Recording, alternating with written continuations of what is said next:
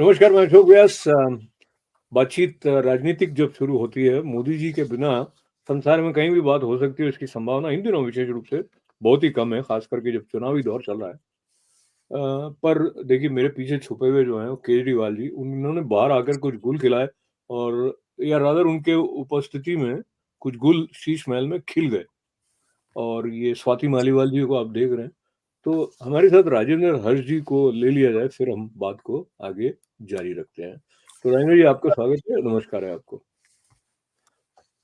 मैं अपने मित्रों को ये बताऊँ कि राजेंद्र भैया जो हैं हमारे, वो इंजीनियर हैं। तो आपको डेटा बहुत पसंद है, आपको सोचते हैं कि कुछ आंकड़े हो तो बात करने का मज़ा आए। मुझे क्या भाव बहुत पसंद है, मैं क्या कवि हृदय हूँ इसलिए भी। तो मैं सोचता हूँ बात मोदी जी की ज़्यादा की जाए, पर आपको लगता है कि स्वाति मालीवाल के साथ जो व्यवहार हुआ शीश महल में केजरीवाल जी का और उसके बारे में चर्चा ज़्यादा की है। इन दोनों में से ज़्यादा इम्पोर्टेंट क्या है, ये हमारे दर्शक भी बताएँगे। मुझे लगता है कि ये आम आदमी पार्टी का जो एपिसोड है, वो इतना महत्व का नहीं है। आप बताइए क्यों आप उसको इतना प्रमुख मान रहे हैं राजेंद्र जी? देखिए, जितना नया हो उतना अच्छा होता है। अब मोदी जी का 400 पार, मोदी जी आ रहे हैं, अब ये क्या नया है इसमें? तो कुछ नया नहीं है। और हमने पिछले एपिसोड में जैसे आपने जाते-जाते बात की थी अरविंद केजरीवाल जी की कि भई वो उनको बहुत ही अलग ढंग से सोच करके सुप्रीम कोर्ट ने इलेक्शन कैंपेन के लिए भेज दिया है और इंटरिम बिल दिए, वो बात अधूरी रह गई थी।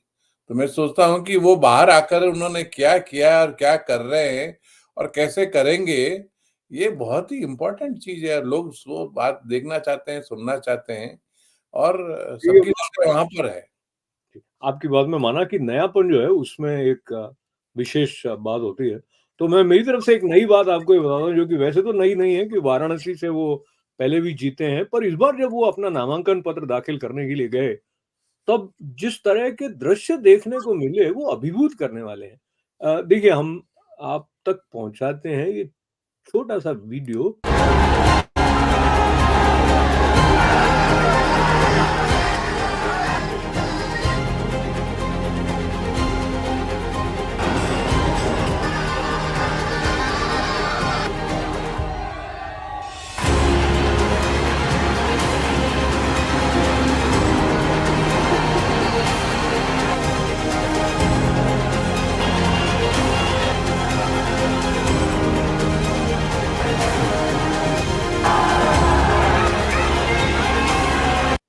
मैंने इसको थोड़ा रोका आपसे ये जानने के लिए, आपने किसी नेता के लिए लोगों के मन में इस तरह का सहज जो प्रेम और श्रद्धा का प्रकटन है कि वो अपने दरवाजे पे खड़े होके आरती कर रहे हैं, ये कोई क्रिएट नहीं करवा सकता, ये ऑर्गेनिक है। आप इसको देखते हुए क्या फ़ील करते हैं राजेंद्र जी?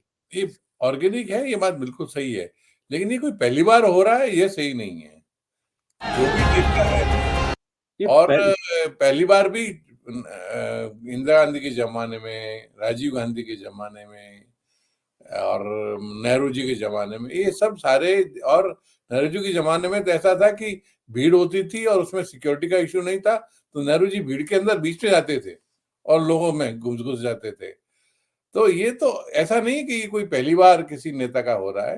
और देखिए, आपने मोदी आपने जी पहले कहा कि नई बात हो रही थी, अब ये नई हो रही है, ये कल की बात है। और नेहरू जी की बात कब की थी और नेहरू जी ने कैसे काशी के अंदर जब किसी विदेशी का दौरा कराते थे, तो मंदिरों को छुपा देते थे। और अब क्या स्थिति है? आप कैसे वो इसके नएपन को नकार सकते हैं राजेंद्र जी? अगर आप नकारें तो भी कोई बात नहीं, लेकिन देखिए मैं आपके साथ इस बात को रेखांकित करना चाहता हूँ कि यहाँ पे महिलाएँ और जो ऐसे कई लोग धारणा बनाते हैं कि भई मोदी जी मुस्लिम विरोधी हैं, वो वाली बात भी नहीं थी। बहुत सारे मुस्लिम भाई-बहन भी वहाँ पर उपस्थित थे। जी। हम दोनों की तरफ बात करेंगे। पहले आपकी तरफ चलते हैं क्योंकि आपका मन उधर अधिक है। तो स्वाति मालीवाल के साथ क्या हुआ बताइए आप? फिर मैं आपको और मोदी जी के पास लाऊँगा। वो क्या हुआ तो मैं वहाँ नहीं था, इसलिए मैं नहीं कह अच्छा। सकता। लेकिन लेकिन और शायद विवाह होता तो होने भी नहीं देता। लेकिन सबसे बड़ी बात है कि उस जगह पर ये चिंताजनक ये है कि सीएम के घर में किसी महिला के साथ में अभद्र व्यवहार हो, और ये अब जो बात है, ऐसा नहीं है कि कोई कही सुनी बात है। उन्होंने पीसीआर को फ़ोन किया और कहा मेरे पे हमला हो रहा है, एक बात पुलिस में वो दर्ज है। दूसरा, खुद संजय सिंह ने प्रेस कॉन्फ्रेंस करके ये एक्सेप्ट किया कि उनके साथ जो है अभद्र व्यवहार किया गया। अब सबसे बड़ी चिंताजनक बात जो है एक पब्लिक लाइफ के लिए, कि पहली बार नहीं हो रहा है। अगर आपको याद हो तो कुछ साल पहले चीफ सेक्रेटरी को इसी घर में, केजरीवाल जी के घर में ही बुलाया गया था, और उसके बाद में कुछ और एमएलएज को भी बुलाया गया और कुछ डिस्कशंस हुआ, और केजरीवाल जी की उपस्थिति में चीफ सेक्रेटरी की पिटाई की गई, और वो केस आज भी चल रहा है ट्रायल कोर्ट में, और उसमें 2 एमएलएज पर चार्जशीट लगी भी है। हालांकि ऐसा है कि कोर्ट ने ये नहीं माना कि इसमें कोई साजिश थी, जैसा चीफ सेक्रेटरी कह रहे थे, लेकिन ये तो हम पहले किसी बार कभी-कभी सुनते थे, जो बड़े डॉन होते हैं, बाहुबली होते हैं, उनके बारे में, कि वो किसी को घर पर बुला करके उसकी पिटाई करते हैं। और ये सोचने की बात है, ये सब कुछ होता है कहाँ पर? ड्राइंग रूम में। और ड्राइंग रूम एक ऐसी जगह है चीफ मिनिस्टर्स हाउस में, जहाँ पर कोई भी सीसीटीवी कैमरा नहीं है। और अब वहाँ हुआ, और संजय सिंह ने मान लिया कि हुआ। अच्छा, और उसके बाद वो एक कह रहे हैं, जी, एक मिनट के लिए, मैं इस बात की गंभीरता को नकार नहीं रहा हूँ, पर मुझे समहाउ मेरे कानों में सैम पित्रोदा के वो 3 शब्द गूंज गए, हुआ तो हुआ। अरविंद केजरीवाल तो हुआ में ही रहे, उन्होंने 36 घंटे, 32 घंटे से तो कुछ वक्तव्य दिया नहीं। मुझे नहीं लगता उन्होंने अभी तक भी दिया है। हम आगे चलें इसके पहले मैं चाहता हूँ हमारे कुछ दर्शकों के लिए आप याद करें कि स्वाति मालीवाल दिल्ली विमेन कमीशन की चेयरमैन और आम आदमी पार्टी की तरफ से राज्यसभा की मनोनीत सदस्या हैं, तो उनका एक अपना स्टेचर है पार्टी में भी और महिलाओं के अधिकारों की रक्षा के बारे में बात करने के लिए भी।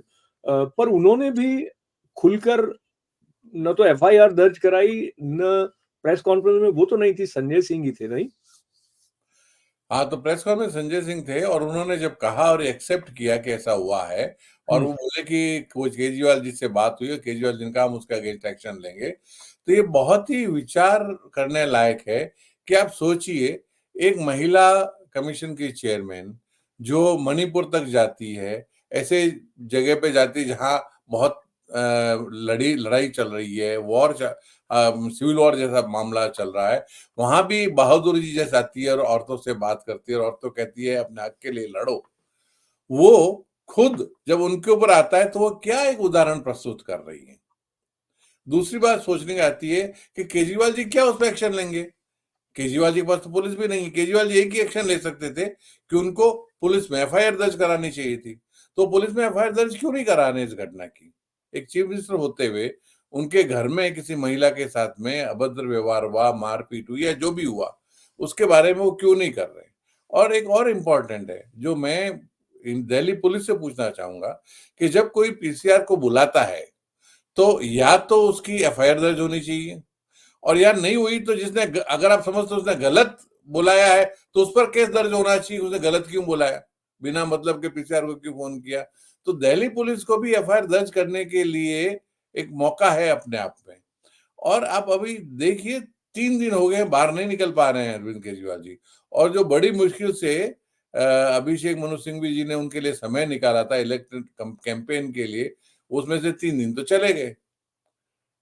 और राहुल गांधी चाहते हैं कि वो बाहर आए और कन्हैया जी के सपोर्ट में एटलीस्ट कन्हैया जी की सीट को जीत दिलवाएं, लेकिन वो कर नहीं रहे।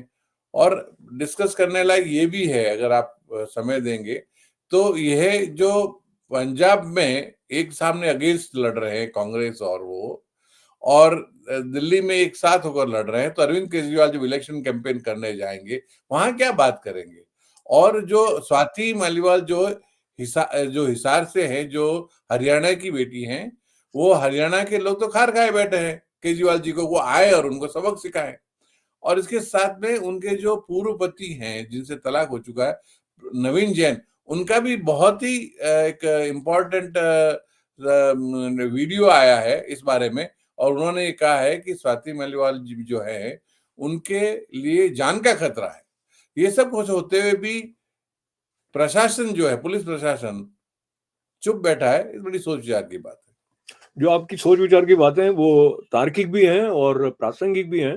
फिर भी मैं देख रहा था कि जो ब्रॉड पिक्चर देखी जाए अभी जिस तरह का फ्लो है डेमोक्रेटिक प्रोसेस को लेते हुए चुनावी दौर में, तो जब हम देखते हैं कि केजरीवाल के बाहर आने से क्या प्रभाव पड़ रहा है, क्या वो कुछ इसमें आमूल-चूल परिवर्तन कर सकते थे?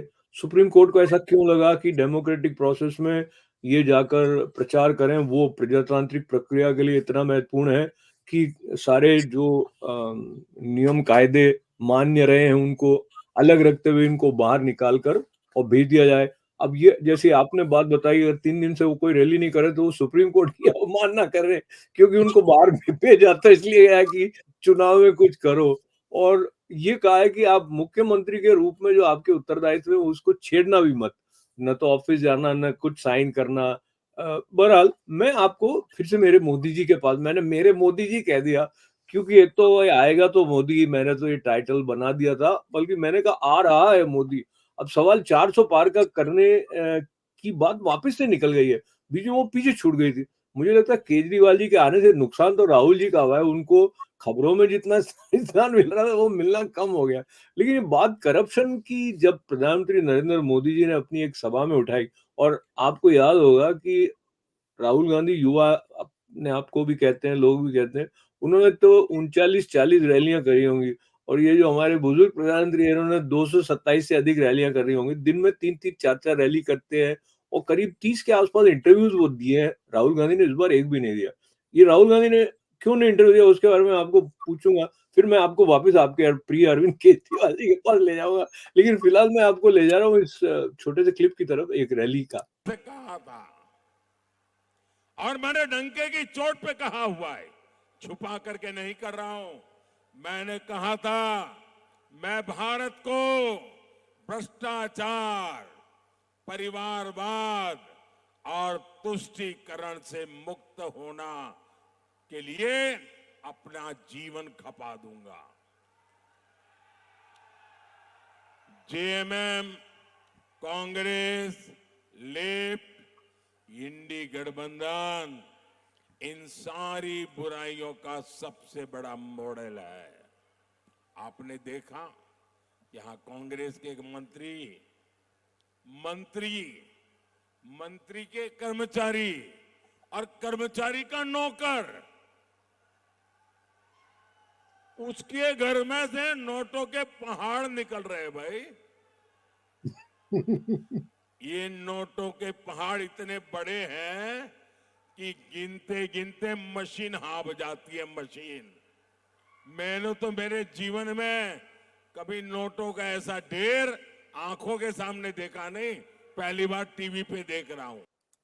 तो आपने भी पहली बार टीवी पे देखा होगा राजेंद्र जी। मैंने ये क्लिप इसलिए भी आपके साथ शेयर करना चाहा क्योंकि केजरीवाल जी का जो एपिसोड है, उसके साथ में ये करप्शन वाली बात जुड़ी हुई है। मुख्यतः वो inappropriate handling of money, resources और क्विड प्रो क्वो करके लाभ पहुंचाने की दृष्टि से जो लिकर पॉलिसी और उस सब के चक्कर में ही वो बंदी गृह में अभी विराजमान रहे हैं।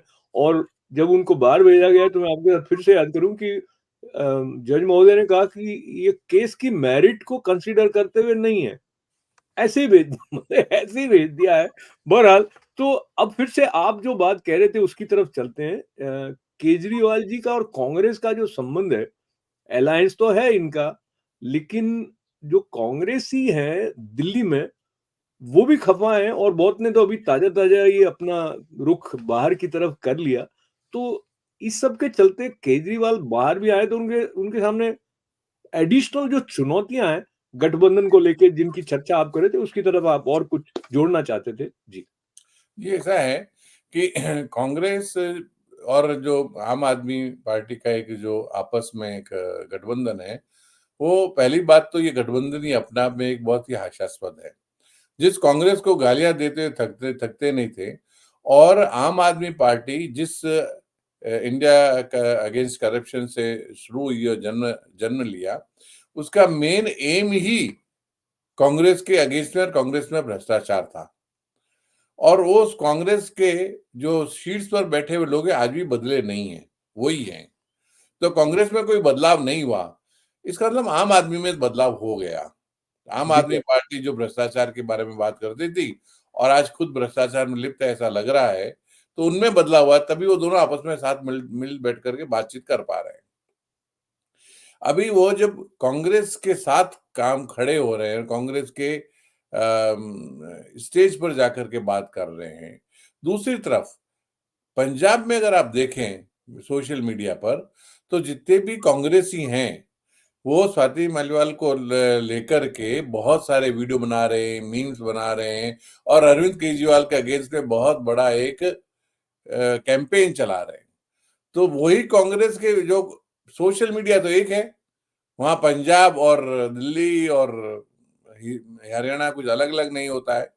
तो उसी सोशल मीडिया पे एक तरफ कांग्रेस के लोग आम आदमी पार्टी के अरविंद केजरीवाल के अगेंस्ट में मीम बना रहे हैं और दूसरी तरफ राहुल गांधी एक्सपेक्ट कर रहे हैं कि आम आदमी के केजरीवाल जी उनके सपोर्ट में रैलियां करें और तीसरी तरफ स्वाति जी की कृपा के कारण आम आदमी के केजरीवाल जी घर में चिपके बैठ गए हैं। तो ये मामला बड़ा गजब दिखाई दे रहा है। और अभी तो हरियाणा से ऐसे समाचार आ रहे हैं, कई लोग कह रहे हैं कि हरियाणा से जाने से डर रहे हैं अरविंद केजरीवाल जी, क्योंकि हरियाणा वालों के लिए तो स्वाति उनकी बेटी है, उनकी बेटी के साथ में ऐसा व्यवहार किया है तो बहुत गुस्सा खाए बैठे हैं।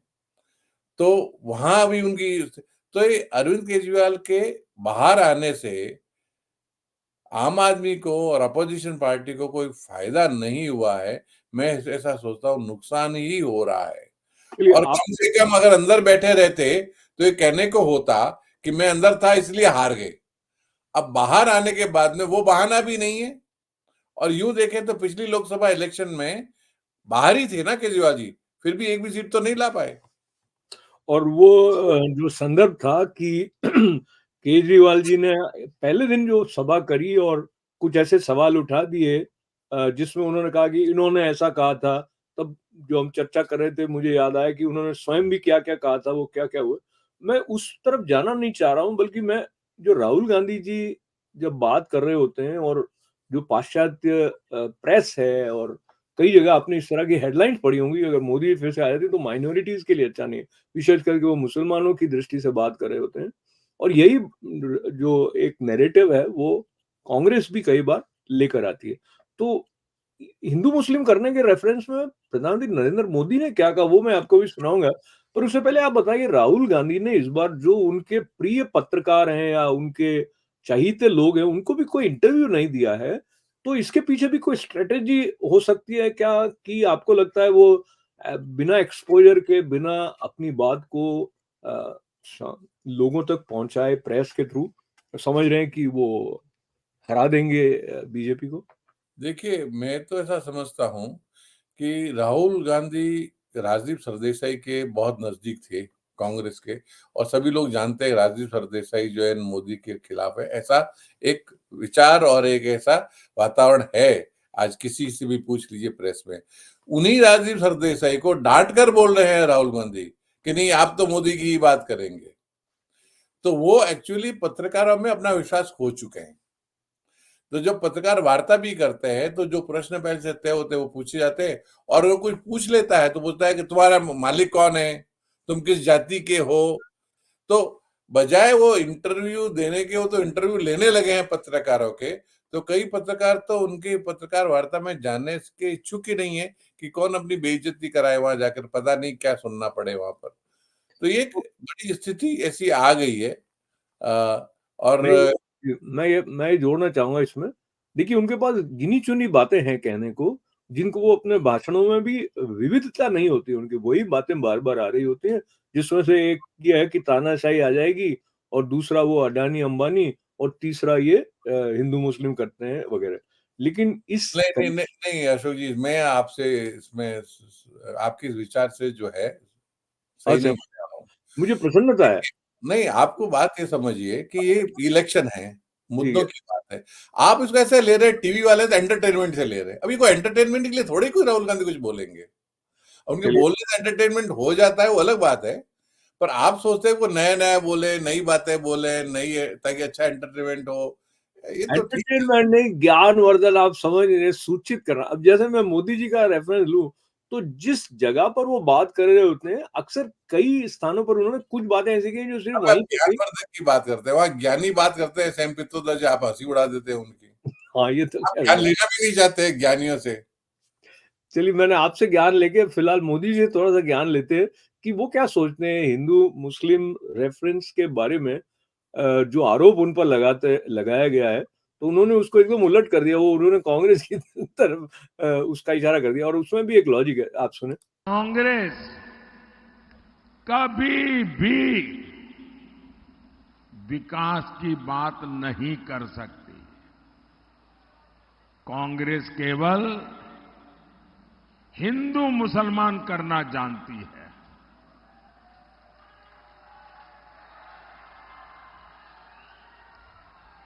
इनके लिए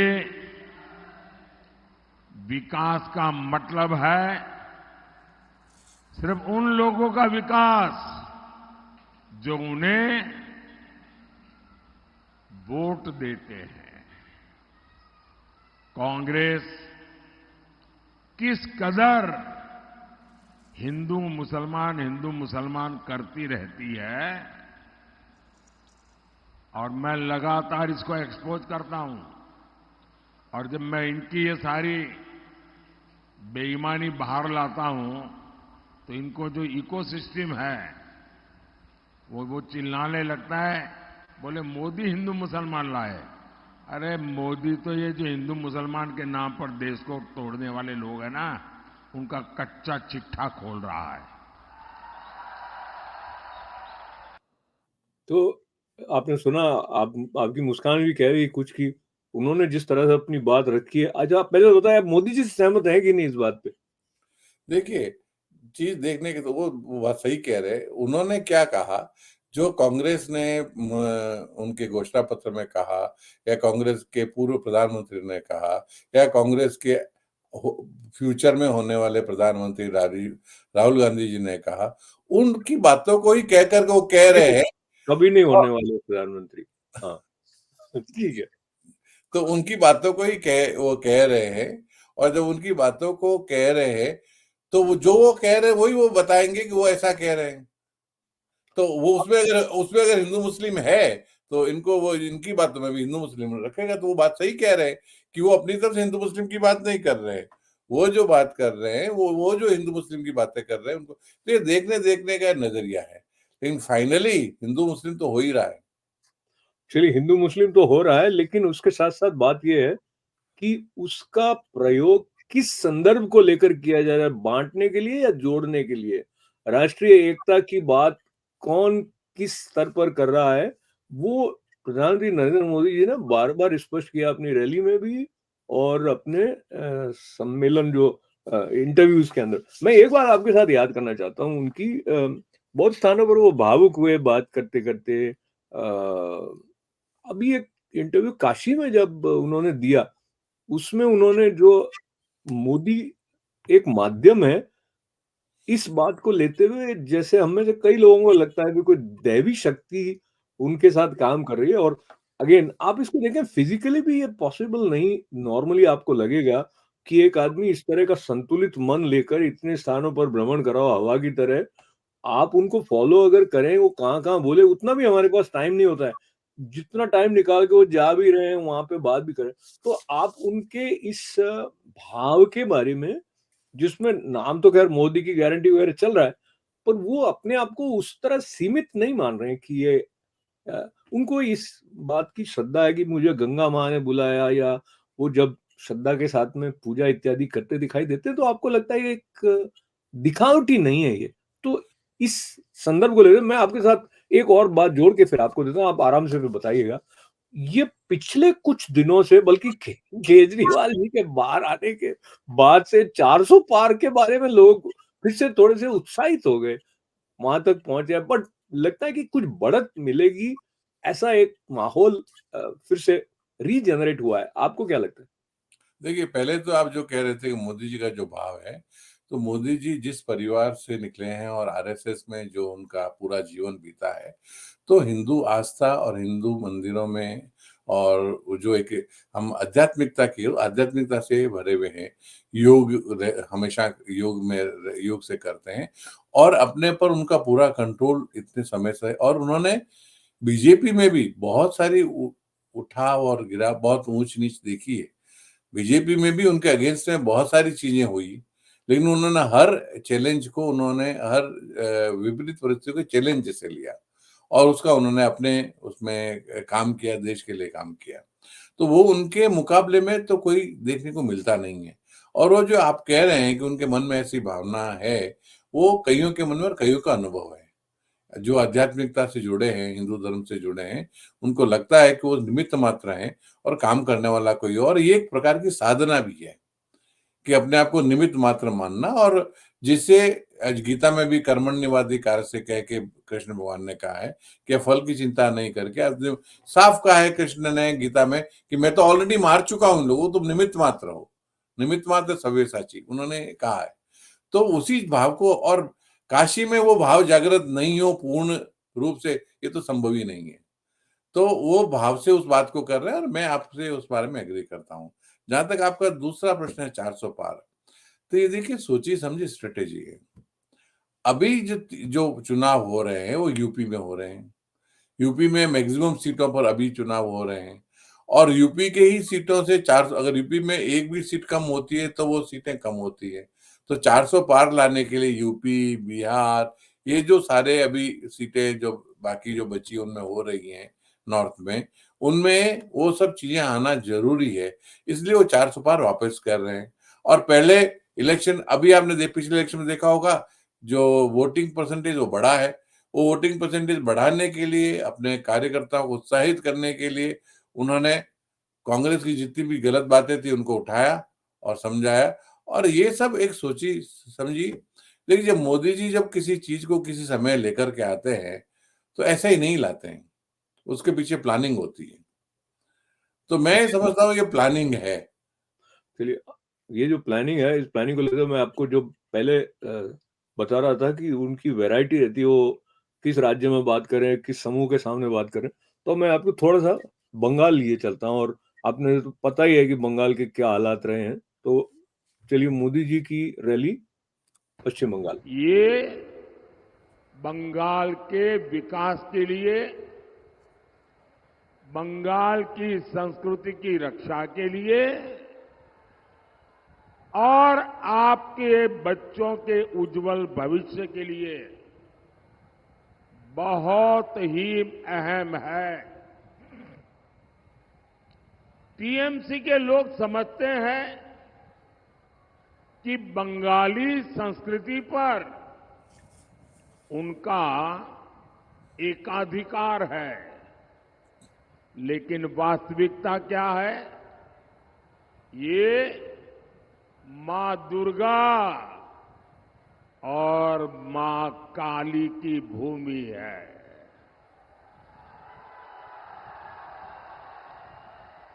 लेकिन यहां लोगों की आस्था पर पहरा लगाया जाता है। यहां राम मंदिर का नाम लेना अपराध हो गया है। हुआ है कि नहीं हुआ है? बोले जय श्री राम। बोलिए जय श्री राम। तो तो वो किस स्थान पर, किस समूह के सामने, किस बात का महत्व है, इसका ध्यान रखते हुए अपना जो वक्तव्य है उसको वो थोड़ा डाल लेते हैं। और आज की बातचीत के समापन से पहले मुझे लगता है आपको एक ये बात तो मैं आपका ध्यान दिलाना चाहूंगा, बंगाल के बारे में प्रशांत किशोर, जो सबसे ज्यादा समझदार माने जाते हैं, ने एक इंटरव्यू में कहा, और मैं सुन रहा था कि बंगाल में इस बार भाजपा की टीएमसी से ज्यादा सीटें आएगी लोकसभा में। और उड़ीसा में भी उन्होंने कहा कि पहले से ज्यादा सीटें आएगी बीजेपी की। और प्रशांत किशोर जब कहते हैं तो मैं उसको वेट देता हूँ, उनका अच्छा एक्सपीरियंस है। वेट तो हम दोनों का भी ठीक-ठाक है। तो लेकिन आप बताइए 400 पार आएँगे, कितनी आएँगे? तो अगर वो जो प्रशांत किशोर कह रहे हैं कि बंगाल और बिहार में बीजेपी की सीटें बढ़ जाएगी, तो फिर 400 तक तो पहुंचने की संभावना हो जाती है, अगर वो सच होता है तो। हुँ, तो ये संभावना के साथ में हम समापन की तरफ बढ़े, उससे पहले फिर एक बार जो विषय आपने बहुत अधिक चिंतन किया उस पे, कहीं आपको ऐसा तो नहीं लगता केजरीवाल खुद ही कह देंगे जाके मैं 1 जून तक बाहर नहीं रहना चाहता हूँ, मुझे वापस जल्दी अंदर आना है, ऐसा तो नहीं होने वाला है? अ, आप भी अच्छी मजाक कर लेते हैं, हाँ? कोशिश कोशिश करी कोशिश करी थी, क्योंकि अगर इस तरह के एपिसोड होंगे, तो मुझे लगता है वो कुछ और चक्रव्यूह में फँस ना जाएँ, क्योंकि जैसे संजय सिंह एक प्रकार से उनकी सहमति से उन्होंने प्रेस कॉन्फ्रेंस की या असहमति से की, इस पे भी प्रश्न चिन्ह देखिए, है। उसमें भी एक बात चल रही है जी, राजनीतिक वातावरण में, कि हुआ ये था कि जब केस लड़ रहे हैं केजरीवाल जी का, तो अभिषेक मनु सिंह ने अपनी फीस मांगी। ऐसा कहते हैं, मुझे नहीं मालूम, ऐसा बातचीत चल रही है। तो उन्होंने कहा कि फीस तो नहीं दें, तो उन्होंने राज्यसभा की सीट मांग ली कि आप फिर राज्यसभा की सीट दे दो। तो उन्होंने इनसे कहा, संजय सिंह से, कि तुम राज्यसभा की सीट खाली कर दो, हम अभिषेक मनु सिंह को दे देते हैं। तो संजय सिंह उस समय तो हाँ बोले घर में, तो और बाहर जाकर बिना उनसे पूछे प्रेस कॉन्फ्रेंस कर डाली। उसके कारण उन दोनों में आपस बड़ा मनमुटाव चल रहा है, ऐसा सुनने में आया है। कितना सही कितना गलत ये तो हम नहीं जानते। मुझे लगता है इस प्रकार की कहानियाँ भी बनाई जा सकती हैं और जैसे आपने कहा मुझे भी पता नहीं है मगर अभिषेक मनु सिंह भी तो कांग्रेस के हैं ना, तो वो राज्यसभा सीट आम आदमी पार्टी उनको तो वो दे तो हो ही देगी। सकता है ना, टीएमसी से कह रहे थे, तो टीएमसी ने शर्त रखी कि आप टीएमसी में मेंबर बनो तो हम आपको ले जाएंगे। तो वो तो कोई भी पार्टी किसी को भी, राज्यसभा में किसी का मेंबर होना जरूरी नहीं है। तो ये भी एक और राज्यसभा तो वास्तव में है ही इसीलिए, सही मायने में राज्यसभा तो राजनीतिज्ञों के लिए है ही नहीं। राज्यसभा तो सीनियर जो हायर उसको पार्लियामेंट का एक जो है मानते हैं, उच्च सभा मांगते हैं, उसमें तो जो समाज में अच्छे विशेष। विचारक है, विशेषज्ञ है, जो इलेक्शन नहीं लड़ सकते हैं, हाँ, जैसे उनके कि लिए ये होता है, ताकि ज्ञान उनका ज्ञान का हमको उसमें लाभ बेनिफिट, लिया।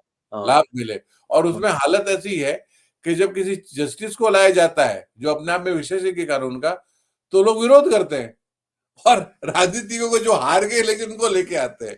तो ये तो पूरा ही उल्टा हो गया।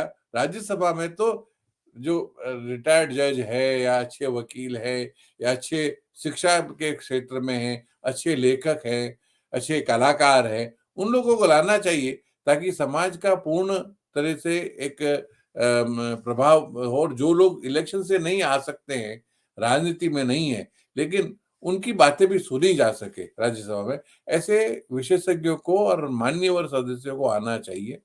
वैसे तो मान्यवर सभी सदस्यों को कहते हैं, पर हाँ, लगता नहीं हाँ, लोकसभा में काफी मान्यवर रह गए हैं। जिनको जहाँ आना चाहिए वहाँ निश्चित रूप से आएँगे और 400 पार होते-होते मोदी जी जो हैं वो प्रधानमंत्री के रूप में 4 जून को जब आएँगे, तो उसका भी हम उत्सव मनाएँगे, पर उसके पहले इस संदर्भ में चर्चाएँ जारी रहेंगी। लेकिन ऑन अ सीरियस नोट ये काफ़ी चिंताजनक बात है जो कुछ स्वाति मालीवाल जी के साथ में मुख्यमंत्री जी के निवास स्थान पर हुआ और उसके बाद एक रहस्य का एक कुआसा-सा जो छा गया है, वो भी चिंतित कर देने वाला है और देखिए किस तरह से करवट बदलता है समय वो तो आने हम देखते ही होंगे। पर मैं फिर एक बार जो मेरा उत्साह था वो मैंने जो संबोधन प्रधानमंत्री नरेंद्र मोदी के वाराणसी में सुने, मुझे लगा वो एक अलग ही स्तर पर चिंतन उनका है और जिस जगह पर राहुल गांधी जी जब उनकी आलोचना कर रहे होते तो वहां तक शायद वो देख नहीं पाते। ये मनुष्य किसी और चेतना के स्तर से भारत भारतीयता के भाव से जुड़ा हुआ है और सबका साथ सबका विकास वो सिर्फ तो कहते नहीं है। आप देख पा रहे हैं ना, जी, जी। राहुल गांधी उसको दूसरे तरीके से देख रहे हैं। राहुल गांधी देख रहे हैं कि ये सही कह रहे हैं, निमित्त मात्र। अशोक जी सही कह रहे हैं कि मोदी जी सिर्फ निमित्त मात्र हैं, करने वाले तो अडानी, अंबानी और आरएसएस है। तो जहाँ से हमने बात शुरू की थी, हमारी दोनों की जो सहमति असहमति है, उसकी जुगलबंदी हम अगली चर्चा में फिर जागृत रखेंगे। राजेंद्र जी, आपका बहुत सारा धन्यवाद है। बहुत बहुत बहुत-बहुत नमस्कार। आभार के साथ आप सभी को बहुत मंगल कामनाएँ, और ये चलते-चलते आपसे आग्रह करना आवश्यक है, अगर आप अभी तक हमारे साथ हैं, तो इसका मतलब आपको ठीक-ठाक लगा है, तो इसको लाइक, शेयर, सब्सक्राइब करें। और ये क्या है अपना हेरम्बा स्टूडियो जो है, इसमें अधिकाधिक लोग जुड़ेंगे तो हम और अच्छे-अच्छे कार्यक्रम, नहीं भी जुड़ेंगे तो हम लाते रहेंगे। मतलब इसमें तो, क्योंकि हम बुरे तो काम करते ही नहीं है। तो बहरहाल फिर भी जुड़िए ना, आनंद आएगा। नमस्ते। नमस्कार।